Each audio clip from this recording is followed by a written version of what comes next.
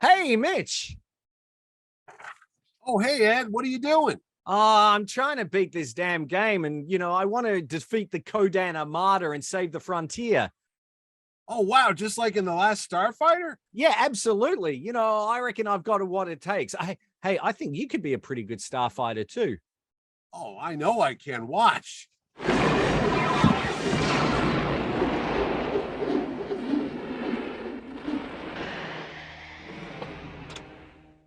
Oof, Wow, I didn't know the Death Blossom.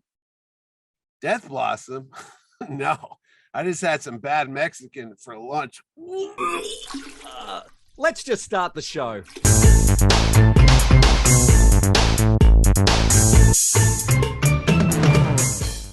Hi, this is Ed Dollister. This is Mitch Halleck. And welcome to another exciting episode of Mitch and Ed's Excellent Adventure. If it's your first time here, thanks so much for joining us. If you are a regular viewer, thanks for coming back. We've got a great trip down memory lane back to 1984 in today's episode. But before we do, what can you do, Mitch, if you want to find out a little bit more about our past episodes and how to subscribe? Oh, Ed's, it's easy as putting a quarter into the big arcade machine located in your white trash trailer park. All you have to do is hit the old subscribe button there, and you'll be subscribed to Mitch and Ed's Excellent Adventure, and you'll go along with us every time we look back at TV shows, movies, and more right here on the old YouTube. And don't forget to hit the notification bell so you'll know exactly when we do that. And just for fun, just like putting a quarter in the old arcade machine, hit that like button and tell Ed and I that we're doing a good job. So, Ed, where are we off to today? Well, we're off to 1984 and the Starlight, Starbright, what do you call those? Trailer parks? Trailer park. We don't. We call them caravan parks here in Australia, of course. Okay, but yeah. that's how it is. And we're looking at the Last Starfighter. Now, this movie came out 1984. 84 was a great year for films. We Oh, had hell Temple yeah. of Doom. We had Ghostbusters. We had Conan Wrath the of Khan. Destroyer. No, that was 80, Wrath of Khan that was was 82. I'm sorry, 84. That's okay. Ghostbusters. Yep, Ghostbusters. Gremlins Gremlins, Poltergeist. was 82. Well, why don't we do a show about 82? Because that seems to be the better year. Oh, But yeah. no, Well, why 84 not? Check out our ET episode that's up here. That's right. All three of you who've done that, that'll be great. Yes. But sure. No, 1984 was a good year for movies. Oh, wait, I was going to say Mad Max Beyond Thunderdome, but that's 85. It is. It is. Okay. But no, The Last Starfighter was one of those cool things because it combined what we were all into at the time. And no, not hair metal bands like you, Ed. We were into video games here. That was a big deal. And yeah, it was and the best science fiction as well. And it would seem like a sure bet for a film. Return of the Jedi, Star Wars had finished, and there was no indication that there was ever going to be any more Star Wars movies after that. So along came The Last Starfighter, which, combined our love of science fiction and video games, which was super hot. You would have assumed it would have been a blockbuster. Well, but it wasn't. You would have. Don't assume, Ed, because when you do, you make a butthole out of you and me. No, you are wrong, Mr. Koala loving moviegoer, because it was also a bit of the Arthurian legend. In fact, the writer on this film read a book called The Once and Future King, which is the story of young Arthur pulling the sword out of the stone and becoming the legendary King Arthur. And he said, wouldn't it be something if I combined that myth and put it in a modern update with a video game? Like, he's chosen to be the guy that saves the world or universe or alien worlds. And you're right. Now, we could go into the movie. I mean, we had Bill Preston, who you might know is the Music Man guy, who brought Pool right here. You mean Robert Preston? Robert Preston. Yeah, that was his last film. I said Bob Preston. Yeah. Oh, Bill Preston. We were like this, or Bill Preston. No, I'm thinking of Bill Pullman. That's another guy from the 1984. Well, I was going to say Terminator, but you're going to tell me that was 1982. Was it? No, it was 19. Oh my, I'm blank. I never was a big Terminator guy. You never watched Actually, I'm Terminator? really good. 80, wasn't that 84? Hang on, no. Wait. It was Anyway, it was after Preston, Conan, Robert, so it was 82. So it must have been well, 80. 84. Yeah, you're right. I stand corrected. Even a blind squirrel gets the occasional nut, Ed. But yeah, you were saying about the writer Jonathan Butel. I was He talking came up about with my this nuts. idea, Anyway, and so yeah, Robert Preston, Preston.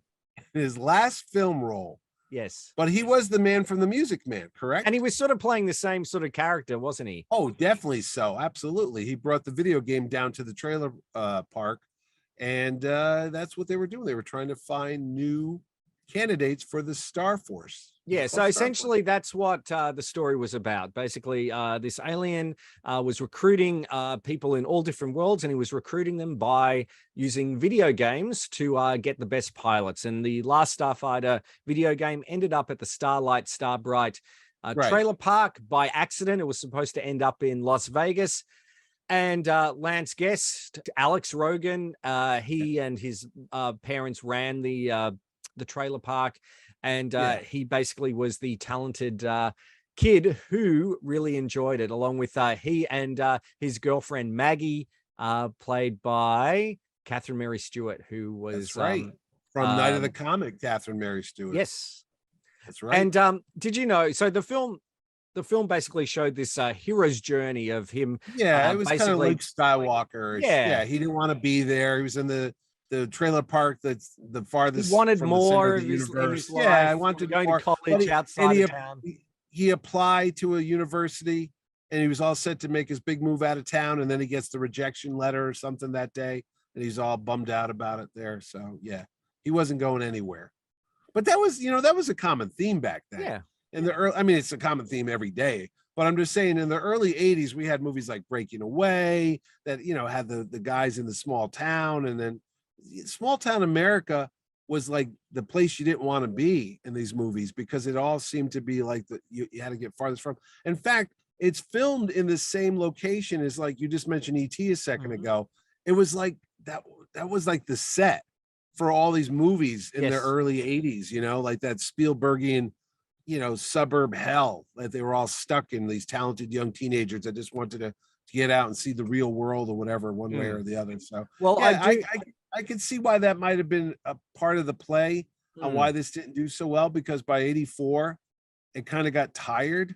Well, I do know they tried to mix it up, because originally they were going to be living in the suburbs, and they had some sort of shop, and that's where the video game was. But they thought that was too much the domain of George Lucas and Steven Spielberg, so they moved it out to a trailer park. But obviously, it didn't go far enough. Didn't go, yeah. So you might know Lance Guest from some of his films, particularly, I would say maybe Jaws. The Revenge that he was in a little bit later on, and he was also in Halloween 2, I think he was in, which is interesting because the director, do you know what the director Nick Castle? He was the guy that did The Mask. He was Mike Myers. He was. That's right. Which is really weird, sort of, when you sort of think about it. So he did play Michael Myers. Mike Myers was wearing a weird Captain Kirk mask too, so it's all connected. You know that? It is. And you had some really good supporting cast in The Last Starfighter as well. Dan O'Herlihy, who you'll know as I didn't realize this when I was seeing the movie, but he was the bad boss in RoboCop that you will see. Do you know his link to Superman? I believe Herlihy was, whose father is he? His father, he's the father of Gavin O'Herlihy, who was in Superman 3, the Air Force pilot with the eye scan, who was also so his son Gavin, who was also Chuck Cunningham. That's what I was gonna say. The guy that was one of the Chucks. There's two Chucks. Yeah, there was not the lesser known Chuck. But no, and that Chuck, sadly, he just passed away last year. Did he? Oh, yes, he did. Gavin, he did pass away. He was the bully. He was the bully in Smallville in Superman 3. Wasn't he Lana Lang's boyfriend?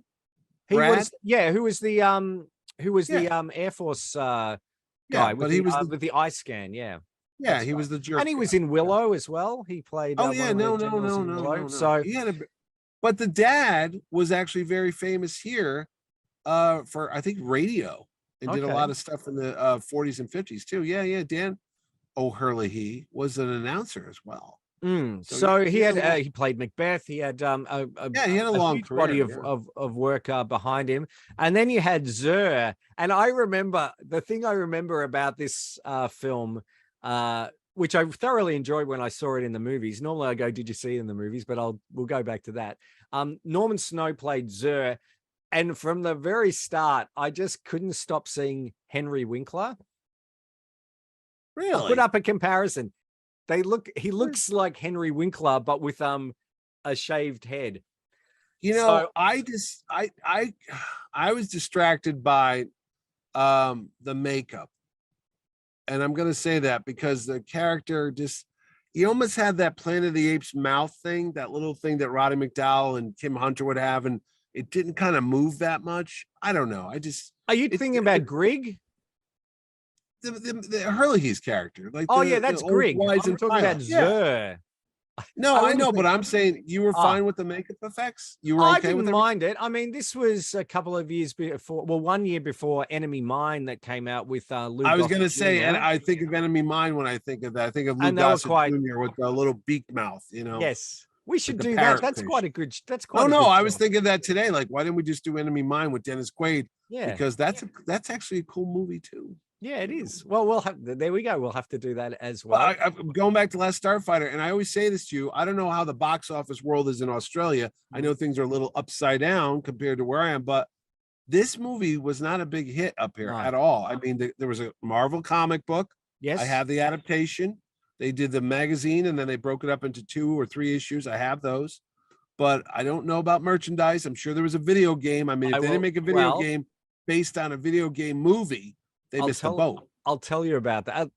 Well, okay. Well, So let's finish the movie and then we'll go yeah. on to the merch. Can I But I'm say that saying the it didn't open up with a bang at all. It opened up with a whimper. I mean, from day one, yep. it just like it fizzled. It did. There Yep. was no It had a crowd. There was $15 no. million budget, and I think it made back its budget. It went, I think, got to about to 29-30 million dollars. So Well, it was good, but nowhere near Star Wars good. And no, um no.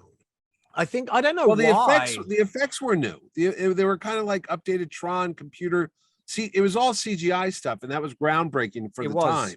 So I think it might have taken people out of it because it was so clean looking. You know how Star Wars, you got the Yes. old ships, the models, you got the matte lines. I mean, it's old technology. So suddenly you see this crystal clear, you know, polygons and how it's made. And They had people were wrong. shading, they used a Yeah. Cray supercomputer to create these visual effects that Oh were yeah, they were cutting edge at the time. They were like state of the absolutely art, but amazing, yeah. using Fortran, the programming language. And they, again, sometimes cutting edge special effects doesn't Yeah, it takes a necessarily while to mean get used to. Yeah. that it was a bit too much of a visual shift. And I think maybe because, in Tron, you sort of knew you were in a computer, but Yeah, yeah, yeah. But this in was this, it supposed to was be like supposed to a be real real, spacing. Yeah. real life. I mean, they did have some practical effects. The Star Car, Centauri Yeah. Oh Star yeah. Car. A lot of the Yep. designs were done by Ron Cobb, who you would know as a The thing. futurist who worked on Blade Runner and a variety of different Yeah. Yeah. things. The Star Car, in fact,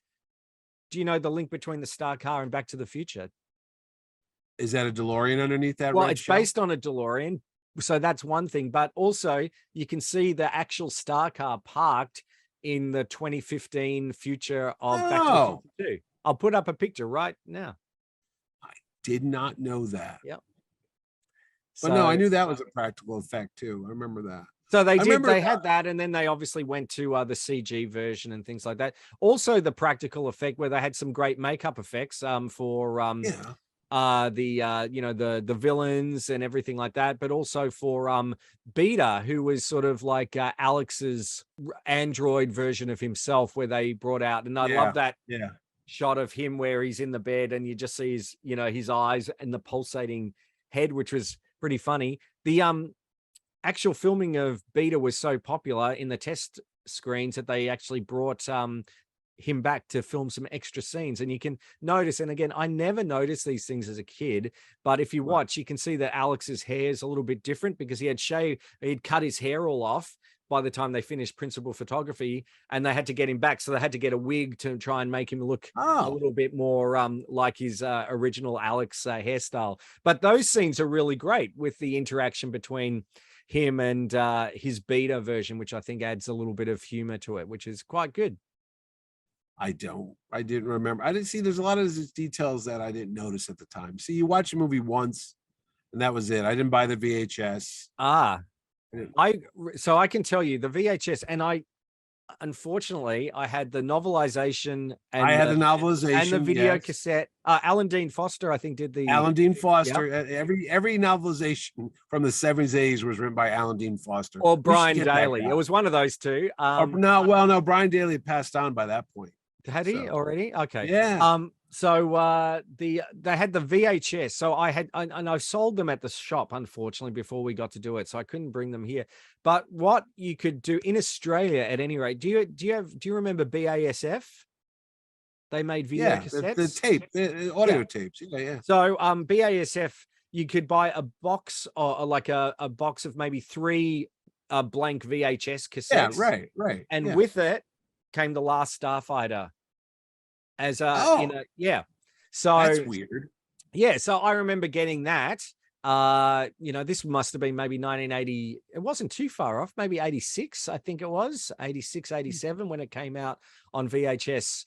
And that's where I remember watching it, and as well as, seeing it in the cinema. But I was disappointed that it didn't do so well. You said there was no real merchandise. You had the book. There was a record on tape that they had. They had planned. They made them. Go ahead. I was going to say, I could have swore I saw a model of the ship. Like they might have done of the Gunstar. They might, because that was a pretty cool design. They might have done that. I don't recall ever seeing that, but they did there was a board game, but it was a bit more like a one of those TSR tactical sort of games. Oh yeah, role play. Yeah, a bit more detailed. They had a lunchbox and they had a lunchbox. Thermos, yes.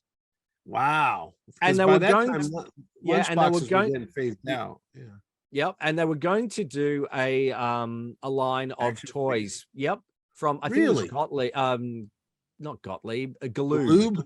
Galoob were doing those, and the people saw the film and they thought it wasn't going to be a hit.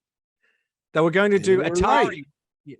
Well, they were right. Atari was going to do a video game based on it, and they saw the film and thought it wasn't going to be a hit, so they pulled their resources into, I think it was something like Star Raiders or Solaris, one of the other video games. Star Raiders. Now, don't knock Star Raiders. That was one of my favorite games. That was one of the best games ever. It was great. Yeah, you had a map and you had to fly to different galaxies and you had to fight people, missions and stuff. And so they were going to do that, but that all fell through. I don't think they released the soundtrack at the time by Craig Saffin, who, if you know, did the score to Remo, Unarmed and Dangerous. And Remo, it sounds quite similar. Sorry? Remo Williams with Fred Ward? Yeah. What do they call it down there? Remo, Unarmed and Dangerous. Here it's just Remo Williams. The story begins. Okay. And ends, I suppose. But no, it was Unarmed and Dangerous. I blame Chun for that. Yeah. I blame Joel Grey. There's another film we probably should look at. Well, let me tell you, I want to do a Fred Ward retrospective, and now he's passed away. So this could have been the thing that kept him going. Yeah, it could have. If he had saw us do a retrospective on his movies, he would have lived a couple more years. God rest his soul. So, no, he was great. He was. So basically, there was no real merchandise, to support it, apart from the things that we spoke about. Lobo's Collectible in Melbourne recently, in the last 2 years, they did a set of Last Starfighter action figures. They released 200 of these, and I think they did a series 2, and they did a box set of the Bounty Hunter, Alex, and the video game arcade, and those things sell for a couple of $100 each, but they're actually illegal like bootleg copy. Bootlegs, Yeah. bootlegs. Yeah. But they sell for a lot of money. I think because they just didn't make they weren't a high volume or anything like that. They could fly under the radar, perhaps. All I know is not much, my wife would say, but no, the movie did not do well, but they left the door open for a sequel with Lewis, his brother. Yes. And there has been talk of a sequel called The Last Starfighters or Starfighter. The second to last Starfighter. That's right. And not so last. When you start off with a movie that's called The Last Starfighter, like The Last Jedi. Yes. Okay. You imply that that's it. Maybe they need to call it The Next Starfighter. That the next Starfighter. Yes. See, there you go. So there has been many rumors of a reboot and it would I think it would be great, especially because even though it didn't do very well, it certainly is a cult People classic. remember People it. remember fondly. Yes. And when we watched it back, a couple of weeks ago, and Kelly hadn't seen it before, and she goes, "This is really great fun. I can imagine." And as a 15-year-old, a 14-year-old, I was a target demographic when it came out.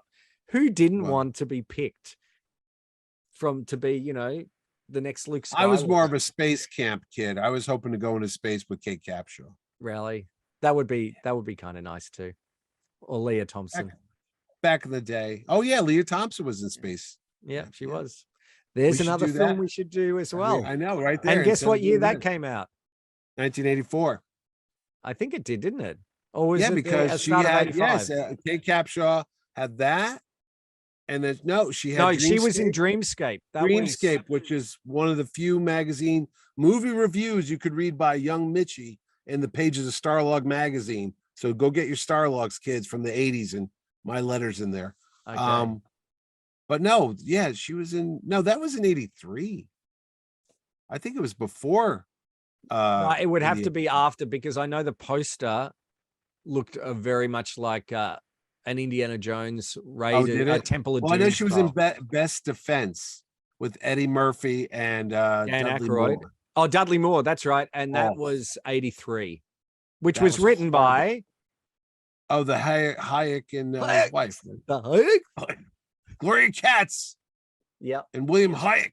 That's right. We're good friends with George Lucas. That's how they got a lot of movie work, because Howard the Duck, Radioland Murders, more American Graffiti. I like Radioland Murders. You're the guy. Yeah. I saw Ben Benben. We need to get Ben Benben on this. He's probably pumping gas somewhere.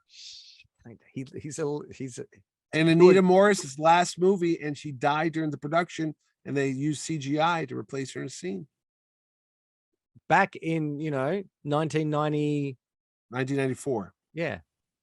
Amazing. And did you know, Mitch, that there was actually a musical production of The Last Starfighter? How is that possible? Well, they sort of did it. It was a bit like a repertory company that had put it on, but it looks pretty fun, and you can get the script on Amazon.com. And you know what we also forgot to say? You know who was cut out of the movie? Cut out? Who? Well, it was Will Wheaton from Star Trek fame. So he's actually Lewis's friend, and he had all his lines cut, and you can sort of see him in the background, but he is there. I'll put up a picture of him now. Anyway. The comic book was well done. The artwork looked good. The soundtrack was fine. It had all the makings of a hit, but I think, when did it come out? Now, we know everything comes out like 4 years later down there, or 2 years before. We don't know. Yeah. When did it come out? Was it a Christmas release for you? I know I honestly don't recall when it came out. I think it was I'm going to say, I think it was a mid-July. Okay. August. Because they put they gang up the good movies late May, early June. Yeah. And then July, you're kind of like, not so much. By August, that's when they would put the movies they knew weren't going to do well. And then nothing comes out in September and October. And then November, around Thanksgiving here, you start getting the big holiday family movies, and that would run all the way to Christmas. Yeah. And that's it. But so I'm pretty sure The Last Starfighter was mid to late July. And that was kind of the death knell, that you knew you weren't going to get a lot of people. because kids were all at summer camp or at the beach or something like that. So. Which is a shame because it deserves an audience. And What happened to the cast? Where did they go on to? We know Preston died. Yeah, he died a few years later. No. Dan But O'Hara, no, what happened to Lance Guest? He moved on to other things. well, he went on to I think he did Jaws of Revenge after that, and then did some other TV work. Catherine Mary Stewart went on to do other work, I suppose not that high profile. And she was kind of like that mold they had, like Elizabeth Shue, Leah Thompson. She was in that like teenage, babysitter role type of thing. Yes. Yeah. But she was really, she was really good. She was. Again, I don't think they probably, they were hoping for sequels. And again, I think, fans of the series would like to see a sequel, but, never say never. Nostalgia is, a pretty powerful thing. And as I said, this is a cult classic, and why not bring it back? I think, wouldn't that be a great, what about I know it's not a Disney TV series, but, like a streaming TV series. Is this a Universal movie? I think is it Columbia? I'll have to have a look. And yeah, well, okay. I was going to say, I have not seen The Last Starfighter pop up on reruns or TV for years. They did a Blu-ray release of it, which is quite good, but nothing else. No extras? No. Not that I'm aware of. No, I couldn't even get it. It's out of print. So maybe where I was in '84. I think in the space movie in '84 I was watching was Starman. Another one we should talk about. John Carpenter's Starman with Jeff Bridges, Karen Allen, Charlie Martin Smith. Oh yes, yeah, that's a good movie. All right. Well, not to say this is a bad movie, but anyway, that wraps it up for this week's show. That's pretty much it. You're absolutely right. There's not much to talk about. I mean, it is what it is. But we would thoroughly recommend, if you do get a chance to see, there is actually a 720p, so HD, not full HD, but a HD version of the entire movie on YouTube. If you want to watch it. Yep. Oh. So not that we condone that, but hey, save yourself a couple bucks, man. Well, it's hard to find elsewhere, so I don't think it's on any other streaming services. So yeah, if you don't own it, do that, or find the BASF tape if you've still got it with the original. I think if they did a double feature, and they do double feature screenings once a month here at this local theater I have, old movies, I think a double feature of Tron and The Last Starfighter would be a good one. I think that would be great. And throw War Games in there just for fun. Yeah, why not? You could do 82, 83, 84. Yeah, sounds good. Why, it was War Games 83? It was, yes. Okay. All right. Now, if you want to find out about some of our other shows that might fit the bill, like Tron that we have spoken about, or E.T., all those other films around there, Mitch, what can you do? Oh, Ed, it's just like strapping on a helmet and blasting off to another galaxy to save the day. All you have to do is hit a button. What button, you ask? The little button down there that says subscribe to Mitch and Ed's Excellent Adventure. And you could see a bevy of beautiful shows that we've already produced. I believe over 60 episodes we have so far on everything from the Love Boat to the Incredible Hulk to Marvel movies, DC movies, and Land of the Lost, Superman the movie, Pac-Man, even Pac-Man Fever. We've got that too, but we've got a shop for it. Just subscribe to the thing. Make Ed and I feel warm and fuzzy, like a little gremlin after midnight that just ate some food. That's right. And if you do have a suggestion, we've had a great suggestion for Star Trek and Star Trek 2, which we definitely will get onto. Leave your suggestion in the comments.